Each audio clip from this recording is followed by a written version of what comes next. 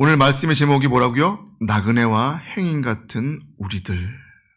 그렇습니다. 오늘 본문 말씀을 보면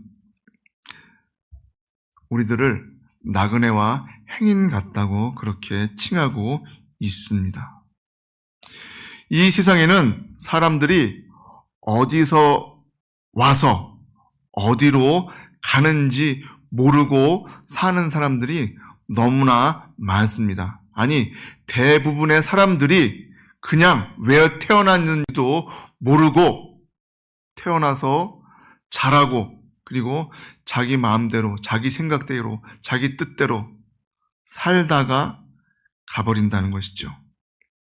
그러다 보니까 이 세상이 창조주 되시는 우리 하나님의 그 질서 아래에서 일사불란하게 움직이면 좋으련만 그렇게 하지 않고 각각 자기가 원하는 대로, 자기가 소원하는 대로 흘러가다 보니까 한마디로 엉망진창이 되고 이 세상이 어지럽고 고통스러운 결과를 낳게 되었다는 것입니다. 그런데 지혜로운 사람은 내가 어디에서부터 와서 어디로 가고 그리고 내가 지금 어떻게 살아야 되는지를 잘 알고 있습니다. 우리 예수 믿는 사람들은 우리가 하나님으로부터 온 사실을 분명히 알고 있습니다. 그리고 이 세상을 언젠가 떠나게 될 때 우리들은 반드시 하나님 나라에 가서 영생 복락을 누리면서 살게 된다는 것도 잘 알고 있죠. 그렇기 때문에 이 세상 사는 동안에 우리들이 어떻게 살아야 되는지를 잘 알고 있는 사람이라고 말할 수 있을 것입니다. 보통 우리들이 직장을 가거나 학교를 가거나 그리고 평상시에 가는 길들은 대체적으로 다 정해져 있습니다. 내가 가고자 하는 그 길이 정말 머릿속으로도 그려서 다 나올 수 있죠. 하지만 인생이란 길은 어떻습니까? 내일, 아니 앞으로 1시간 후에도 어떤 일이 일어날지 모르는 그러한 인생을 우리들은 살고 있습니다. 그래서 보통 어떻습니까? 우리들이 차를 타고 다닐 때 잘 모르는 길을 갈 때 뭘 찍죠? 내비를 찍는다고 하죠. 내비를 찍고 그리고 목적지를 정해서 그 내비를 보면서 길을 갑니다. 그런데 보니까 가끔씩 보면은 그 내비가 잘못되어서 엉뚱한 길을 혹은 막다른 길을 그렇게 안내하기도 해서 곤란을 당하는 경우도 있죠. 그런데 그것은 몇 시간 정도의 그런 시간을 조금 잘못, 그러니까 낭비하게 되는 그 정도로 끝날 수 있지만 인생의 방향이 잘못되어진다면 그 삶 전체가 엉망으로 될 수밖에 없다는 것입니다. 우리들은 그래서 인생의 나침반이 필요합니다. 그 나침반이 뭡니까? 바로 하나님이 우리에게 주신 말씀인 것이죠. 하나님이 우리의 나침반인 것을 우리들은 기억해야 할 것입니다. 오늘 본문 말씀 보니까 베드로가 흩어져 있는 성도들에게 편지를 보냈습니다.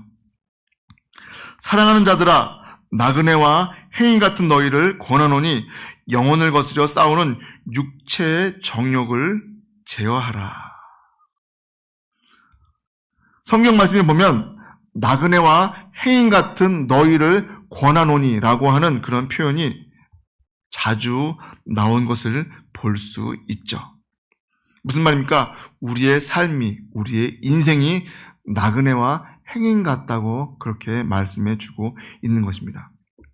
나그네는 누구입니까? 나그네를 헬라어로 보면 파로이코스라고 되어 있는데요. 이 원어를 보면 이국 땅에서 사는 외국인을 의미한다고 합니다.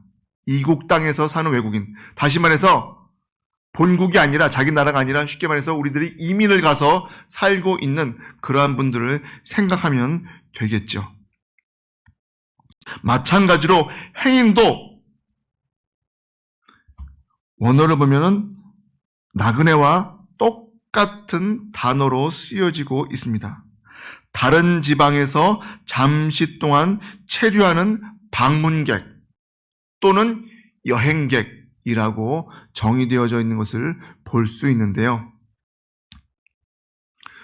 나그네와 행인 두 사람 뭡니까? 자기가 살고 있던 땅이 아닌 낯선 곳에 있는, 낯선 곳에서 지내고 있는 사람을 뜻하고 있는 것이죠. 우리들은 대한민국 국민입니다. 그래서 대한민국 여권을 가지고 혹은 주민등록증을 가지고 다 살고 있죠. 그런데 외국에 나가서 살면 어떻습니까? 그곳에 낯선 곳에서 낯선 사람들과 함께 살 때에는 우리나라, 대한민국에서 사는 것과는 아무래도 차이가 있을 것이고 문화가 다르고 여러 가지 다른 것이 많기 때문에 이질적이고 힘들고 어려운 부분들이 다 있게 마련인 것입니다.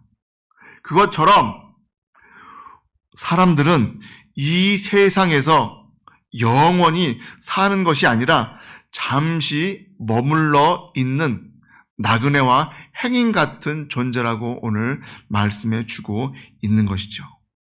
지금 우리가 살고 있는 집도 뭐예요? 사실은 영원히 살 집이 아니라 여관과도 같은, 호텔과도 같은 잠시 머물렀다 사는 장소란 것을 우리들은 분명히 알아야 합니다. 그런데 이 세상에는 자기가 나그네이고 행인인 줄 모르고 사는 사람들이 너무나 많이 있습니다. 지금 그들이 살고 있는 그 집에서 천년 만년 살 것처럼 살고 심지어는 어떻습니까? 좋은 집을 뜯어서 다시 인테리어를 이쁘게 하고 또 좋은 가전제품을 드리고 그렇게 어떻게 보면은 정말 최선을 다해서 자기가 한번 기분 좋게 편하게 즐겁게 살려고 노력을 한다는 것이죠. 그런데 그것이 천년 만년 가면 좋겠지만 잠시 후에는 어떤 일이 벌어질지 그리고 언젠가는 그 모든 것을 다 두고 떠날 수밖에 없는 그러한 존재라는 것을 잊고 살아간다는 것입니다. 왜 그렇습니까? 우리들이 나그네와 행리란 사실을 깜빡 잊고 살기 때문에 그렇다는 것입니다. 어떤 사람들은 자기 자신이 나그네라는 것을 알고 있어요. 하지만 목적지가 어딘지 모르기 때문에 이 세상을 떠나면 모든 것이 끝났다고 생각하고 살고 있는 사람들도 있다는 것이죠. 주변에 보시면은 정말 야, 죽으면 끝 아니야? 라고 그렇게 아주 쉽게 이야기하는 사람들을 볼 수 있는데요. 정말 그럴까요? 죽으면 끝일까요? 그러면 얼마나 좋을까요? 힘들고 너무나 고통스러울 때 그냥 간단하게 끝낼 수 있으면 좋으련만 그렇지 않다는 것이죠. 이 세상을 떠나면 끝이라고 하는 그런 착각에 빠져서는 안 된다는 것입니다. 그러면서 오히려 이 세상 사는 동안 우리들이 열심히 부지런히 수고하고 노력해서 하루하루 잘 먹고 잘 살자. 그러면서 자기만 생각하고 사는 그러한 사람들이 있다는 것입니다. 그러한 및 하나님을 부인하고 죽음 이유가 아무것도 없다고 하는 그런 자기 착각 속에 사는 사람들이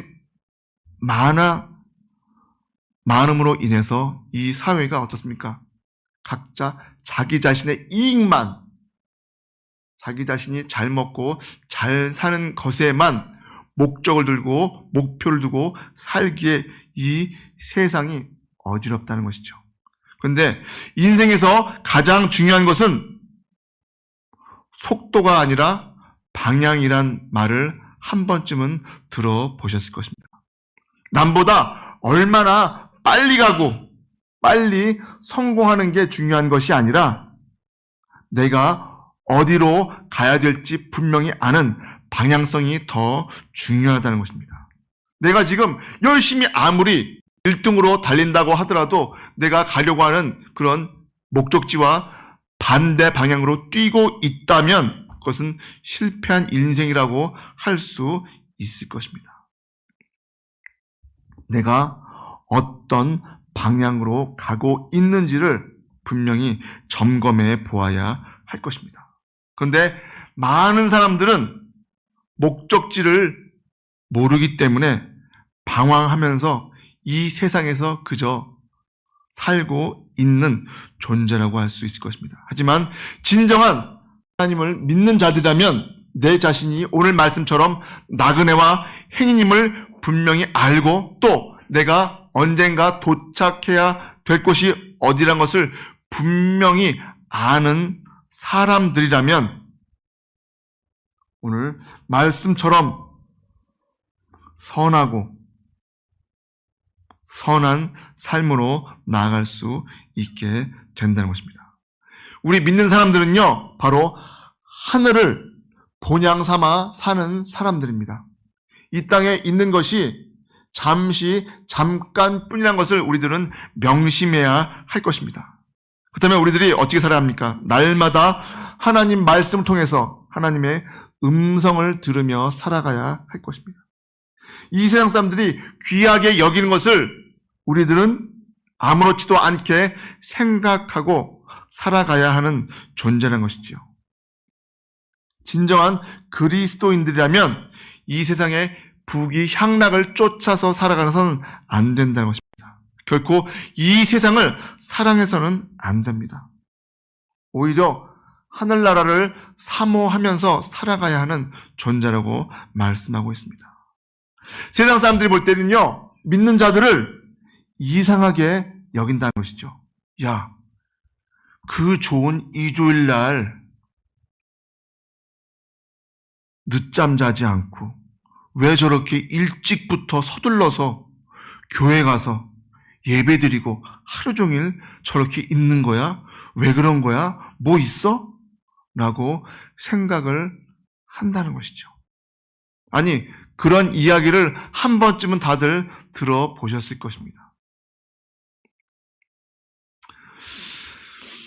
제가 언제인지는 기억이 안 나는데 항상 주일날 아침에 한지붕 새가족이라고 하는 그러한 드라마가 기억나요. 근데 저는 정말 단 한 번도 본 적이 없어요. 그 당시에 굉장히 유행을 했고 많은 사람들이 좋아하던 프로그램이었는데 그때 정확히 주일날 아침 예배드리는 시간이니까 본 적이 없습니다. 그러다 보니까 친구들하고 얘기하다 보면은 그때가 뭐 재밌었고 어쩌고저쩌고 근데 저는 그게 무슨 소리인지 몰라요. 하지만 그것 때문에 보고 싶다, 뭐 어떻게 하고 싶다 그런 생각은 전혀 들지 않더라고요. 우리들이 그런 것에 귀를 기울이고 막 그것을 쫓아서는 안 될 것입니다. 마태복음 24장 40절과 41절에 보면 예수님이 재림하시는 날에 이런 일이 일어난다고 말씀하십니다. 그때 두 사람이 밭에 있음에 한 사람은 데려가고 한 사람은 버려둠을 당할 것이요 두 여자가 맷돌질을 하고 있음에 한 사람은 데려가고 한 사람은 버려둠을 당할 것이니라.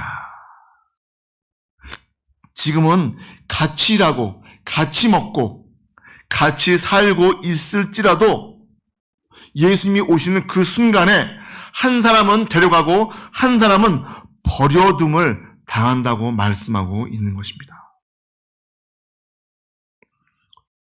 왜 그럴까요? 우리가 어떤 신앙을 갖고 있느냐에 따라서 이렇게 극명하게 갈린다는 것이죠.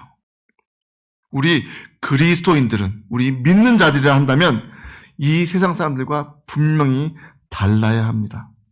목적이 다르고 가치관이 다르고 생각하는 그러한 것들이 행복관이 달라야 한다는 것이죠.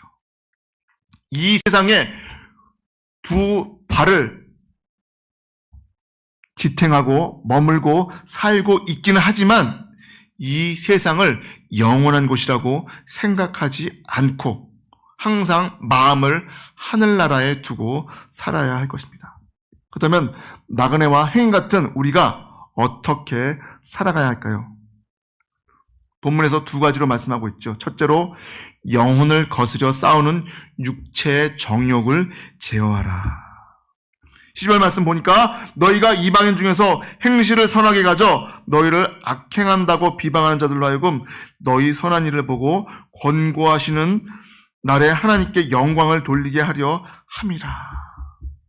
뭐라고요? 영혼을 거스려 싸우는 육체의 정욕을 거스려야 하고 두 번째로는 선한 행실로 살아가야 한다고 말씀하십니다. 우리 영혼은요, 하나님의 형상대로 지음받은 사람들이기 때문에 하나님을 닮았고 하나님을 생각하는 것이죠.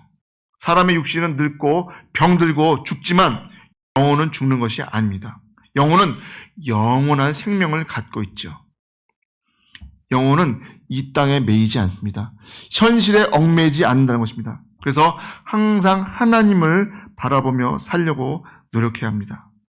그러나 육체의 정욕은 영혼을 거스를 수밖에 없습니다. 영혼과 반대로 살아가고 있다는 것이죠. 그저 육체는 먹고 놀고 즐기는 그런 것들만 좋아하게 되어 있습니다. 그래서 영혼을 거스르고 영혼과 싸우는 것이죠. 육체의 정욕대로 살게 되면 영혼이 피곤해지고 병들게 되고 결국에는 멸망받을 수밖에 없습니다. 그렇게 우리들은 육체의 정욕을 제어할 줄 아는 사람들이 되어야 할 것입니다. 뿐만 아니라 나그네와 행인 같은 우리들에게 어떻게 하라고요? 행실을 선하게 가져야 한다고 말씀하고 있습니다. 선이 무엇입니까? 아름다운 마음으로 착한 일을 하는 것이라고 정의할 수 있을 것입니다. 그렇다면 우리들이 이 세상을 사는 동안에 나그네와 행인 같은 우리들이지만 그리스도인들로서 선을 행하며 살라고 분명히 말씀하고 있습니다. 우리의 남은 시간이 얼마나 되는지 아무도 알 수가 없습니다. 그렇기에 그 남은 인생을 더 소중하게 생각하고 선한 삶을 살아야 한다고 말씀하고 있죠.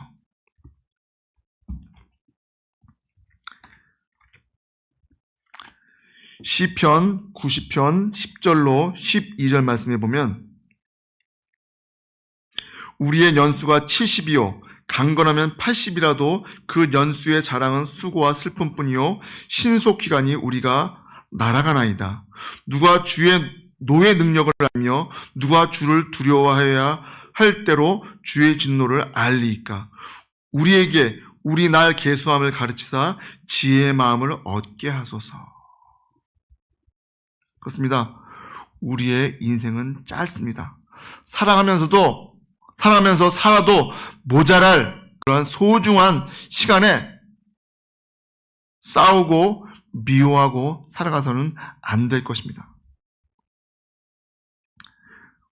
12절에 보면은 그리스도인들이 악행한다고 비방하는 자들이 있습니다. 뭡니까? 초대교회에도 교회를 비방하고 믿는 자들을 욕했던 자들이 있습니다. 그렇다면 지금은 다를까요? 더하면 더했지 부족하지 않을 것입니다. 자, 그렇다면 우리들이 어떻게 됩니까? 그런 자들에게도 선한 행실로 살아가야 한다는 것이죠. 어떤 사람들은 야, 교회에 믿는 사람이 어떻게 그런 짓거리를 할 수 있어? 말도 안 돼. 라고 하는 사람들이 있습니다. 물론 예수 믿는 자들 중에서도 비방받을 짓을 하는 사람도 있습니다. 하지만 교회는 한두 사람이 모인 곳이 아니라 수많은 사람들이 모인 곳이고 특별히 교회는 어떤 곳입니까? 영혼이 병든 자들이 오는, 다시 말해서 영혼의 병원이라고 할 수 있는 곳입니다. 자, 아파서 병원 가는 사람들에게 손가락질하고 욕하는 사람 봤습니까? 단 한 사람도 없죠. 그것처럼 영혼이 병들어서 교회에 오는, 그리고 그곳에서도 문제를 일으키고 있는 그러한 사람이 있을지라도 그 병원을, 영혼의 병원인 교회를 욕하고 비방해서는 안 될 것입니다. 교회는 결코 의인의 공동체가 아닙니다. 저도 30 중반까지도 어떻게 교회에서 이런 일이 있을 수 있지? 어떻게 이렇게 욕먹고 이렇게 너무 혼란스럽고 어떻게 이럴 수가 있지? 보니까 착각이더라고요. 교회는 다시 말해서 죄인의 공동체라는 사실입니다. 그 사실을 모르고 그저 의인들이 모인, 선한 사람들이, 하나님을 믿는 좋은 사람들만 모인 그러한 공동체라고 착각을 하고 살았다는 것이죠. 여러분, 교회 안에 있는 사람들이 모두 다 100% 거듭나서 옛사람의 습관을 버리고 다 살고 있을까요? 그렇지 않죠. 거듭나지 못한 분도 있고 옛사람의 습관을 버리지 못한 그러한 사람도 있다는 것입니다. 그러다 보니까 세상 사람들에게 비방받고 비판받게 되는 것이죠. 하지만 은혜를 받은 사람들은 그 삶이 분명히 변화되어지고 다르다는 것을 우리들이 다 더 잘 알고 있을 것입니다. 우리들은 언젠가 이 세상을 떠나게 되어 있습니다. 그리고 하나님 앞에 가게 되어 있죠. 주님 앞에 섰을 때 어떤 모습으로 서야 할까요? 이제 우리들이 살고 있는 이 나그네와 행인 같은 그 삶의 시간도 결코 영원하지 않고 길지 않음을 분명히 알아야 할 것입니다. 썩어져 버릴 수밖에 없는 그 육체를 위해서, 잠깐의 즐거움을 위해서 수고하고 노력하고 애쓰다가 그냥 흘러가는 그러한 삶이 아니라 온전히 하나님을 잘 믿고 우리 주 예수 그리스도를 구주로 영접한 사람으로서, 거듭난 사람으로서 착한 행실을 하며 살아가는 우리들로 살아가야 할 것입니다. 오늘 본문 말씀의 결론은 우리 믿는 자들에게 이 세상에서 나그네처럼 살아가면서 육체의 욕망을 절제하고 불신자들 가운데서도 선한 행실로 누구에게? 하나님에게 영광을 돌리는 삶을 살라고 결론 짓고 있습니다. 이런 말은 삶의 모습 자체가 복음의 증거가 되어져야 할 것입니다. 그리고 그 일로 인해서 하나님께 영광을 돌린다고 오늘 분명히 말씀해 주시고 있습니다. 우리들 역시 예수님이 살아가셨던 그 길을 살아갈 수 있는 저와 여러분 되시길 주님의 이름으로 축복합니다. 기도하시겠습니다. 나그네와 행인 같은 우리들입니다. 그렇다면 그 신분과 상황을 분명히 알고 우리의 삶을 온전히 하나님께 올려드리고 영광 돌리며 살아갈 수 있는 자들 되게 하여 주시옵소서. 내 삶의 길이 그 빛을 비추는 성경 말씀 가운데서 살게 해주셨고, 또한 결코 우리들이 교회를 떠나서 사는 삶을 살지 않게 하여 주시옵소서.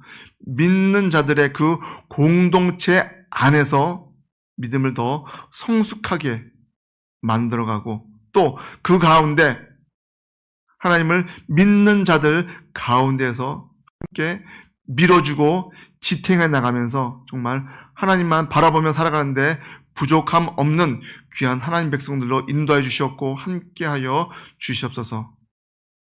예수님의 이름으로 기도드리옵나이다. 아멘. 주님이 가르쳐 주신 기도로 예배를 마치겠습니다. 하늘에 계신 우리 아버지여, 이름이 거룩히 여김을 받으시오며 나라의 임하옵시며 뜻이 하늘에서 이룬 것 같이 땅에서도 이루어지이다. 오늘날 우리에게 일용할 양식을 주옵시고 우리가 우리에게 죄 지은 자를 사하여 준 것 같이 우리 죄를 사하여 주옵시고 우리를 시험에 들게 하지 마옵시며 다만 악에서 구하옵소서. 나라와 권세와 영광이 아버지께 영원히 있사옵나이다. 아멘.